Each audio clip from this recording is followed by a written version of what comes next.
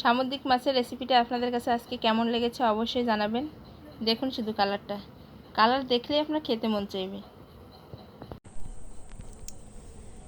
আসসালামু আলাইকুম, আফসানা ভিলেজ ফুডে আপনাদের সবাইকে স্বাগত জানাই। বন্ধুরা, আপনারা সবাই ভালো আছেন? আমরা সবাই ভালো আছি।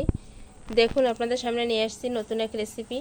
এখানে নিছি সামুদ্রিক ভোলা মাছ, এটা হচ্ছে ঢেলা মাছ, একটা ঢেলা মাছও আছে। কিভাবে মাছগুলো রান্না করি দেখতে থাকুন, সঙ্গে থাকুন। আশা করছি দেখে আপনাদের ভালো লাগবে। মাছগুলো আমি কেটে পরিষ্কার করে ধুয়ে নেব, ওটা আর আপনাদের সামনে দেখাতে পারবো না। কড়াইতে আমি সরিষার তেল দিয়েছি, তেলটা খুব ভালোভাবে গরম হয়ে গেছে। এবারে দিয়ে দেব জিরা, পেঁয়াজ, আদা রসুন, শুকনো মরিচ, পেঁয়াজ একসঙ্গে বাটা। এবারে দিয়ে দেবো সরিষাও বাটা দিয়েছি, হলুদ, পরিমাণ মতো লবণ। মশলাটা আমি ভালো করে ভেজে নেব। মশলাটা আমার খুব ভালো করে ভাজা হয়ে গেছে। এবারে আমি মাছগুলো দিয়ে দেব।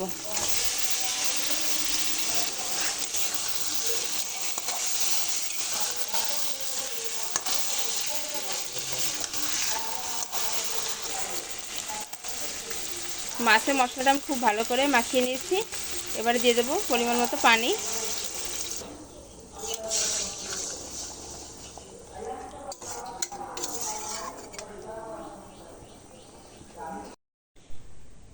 মাছটা রান্না করতে করতে আপনাদের সামনে আমি আজ একটু আমার বাড়ির চারপাশের পরিবেশটা দেখাবো। এই বেলগাছটা আমার খুব ভালো লাগে দেখতে। বেলগাছ দেখুন বৃষ্টিতে কিভাবে চারপাশে পানি ভরে গেছে।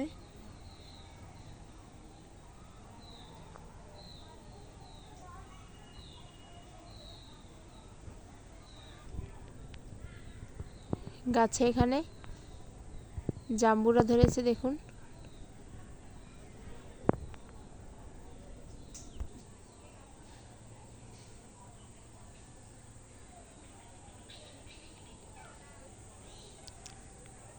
আকাশে অনেক মেঘ আছে, মেঘলা মেঘলা একটা ওয়েদার।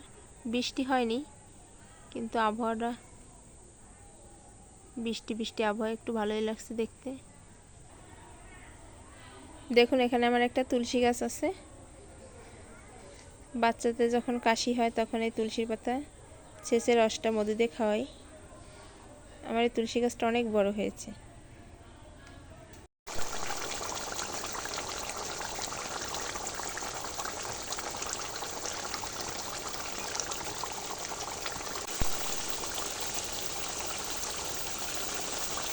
দেখুন ভোলা মাছ থেকে তেলটা বেরিয়ে কি সুন্দরভাবে ফুটছে,